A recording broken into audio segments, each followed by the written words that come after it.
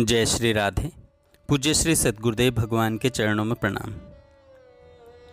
नाम जापक साधकों के लिए अलग अलग संतों के कुछ विचार।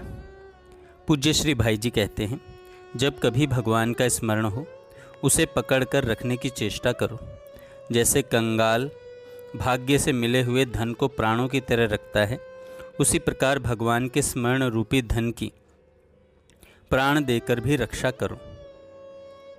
जो मनुष्य शरीर प्राप्त करके भजन नहीं करता, गोविंद में अपने मन को नहीं देता, केवल विषयों में मन लगा रहता है, तो मानो अमृत छोड़कर केवल विष पान कर रहा है।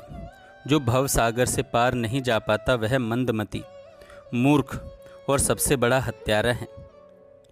विषय आसक्ति। स्वामी अखंडानंद जी महाराज कहते हैं, विषय आसक्ति बहुत भटकाती है। श्री कृष्ण ही उसे छुड़ाने में समर्थ हैं।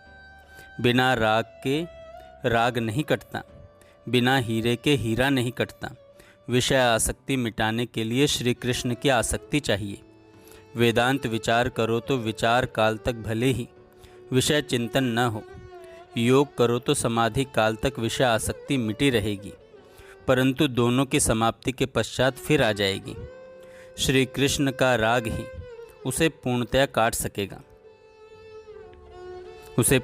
काट सकेगा। पूज्य श्री भाई जी कहते हैं, भगवान मेरा उद्धार करो, भगवान मेरा उद्धार करो, मेरी नौका पार लगाओ। मेरे पापों के बोझ से बस यह डूबना ही चाहती है। बड़ी जीर्ण है यह, और फिर ऊपर से बोझ बेतोल है। विपरीत बयार बह रही है, चारों ओर घोर अंधकार छाया हुआ है। हाथों को हाथ नहीं सूझता, खेने की कला भी नहीं मालूम।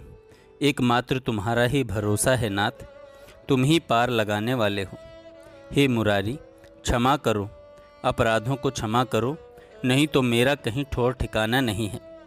बड़ा अधम हूँ मैं, जीवन भर पाप पंख में ही पड़ा रहा। दिन के 24 घंटे और वर्ष के 365 दिन भूभार को बढ़ाने में ही बिताए, भूलकर भी तुम्हारा स्मरण नहीं किया।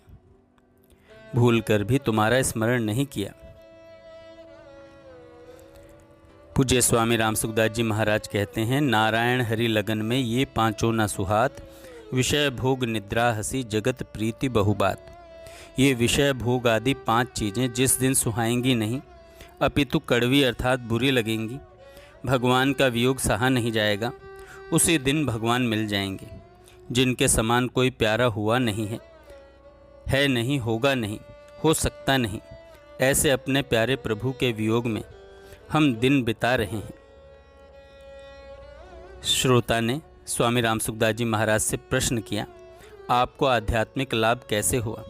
स्वामी जी ने कहा, मुझे तो सत्संग से लाभ हुआ। मैं साधन को इतना महत्व नहीं देता जितना सत्संग को देता हूँ।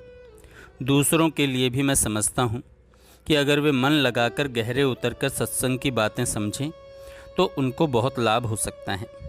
एक विशेष बात कह देता हूँ, अगर आप सत्संग को महत्व दें और उसको गहरे उतरकर समझें तो मेरे को जितना समय लगा उतने वर्ष आपको नहीं लगेंगे।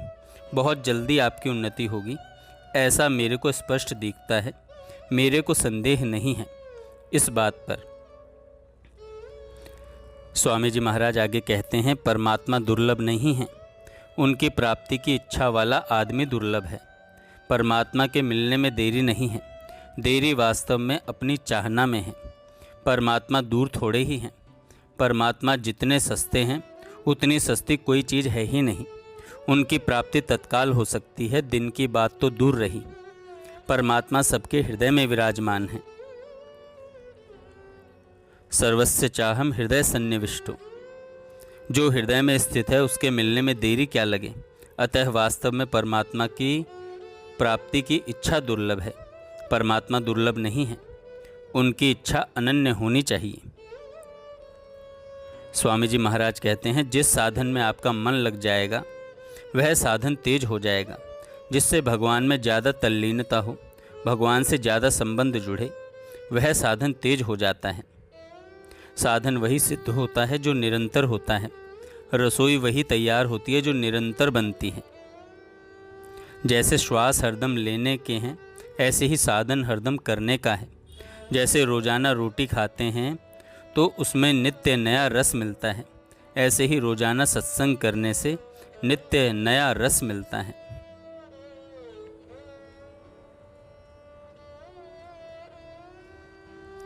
पूज्य श्री भाई जी कहते हैं, साधकों के लिए एक बहुत उत्तम उपाय है परमेश्वर के सामने आर्त होकर दीन भाव से हृदय खोलकर रोना। यह साधन एकांत में करने का है। सबके सामने करने से लोगों में उद्वेग होने और साधन के दंभ रूप में परिणित हो जाने की संभावना है। प्रातःकाल, संध्या समय, रात को, मध्य रात्रि के बाद या उषा काल में जब सर्वथा एकांत मिले तभी आसन पर बैठकर मन में यह भावना करनी चाहिए, भगवान यहाँ मेरे सामने उपस्थित हैं, मेरी प्रत्येक बात को सुन रहे हैं और मुझे देख भी रहे हैं। जय श्री राधे।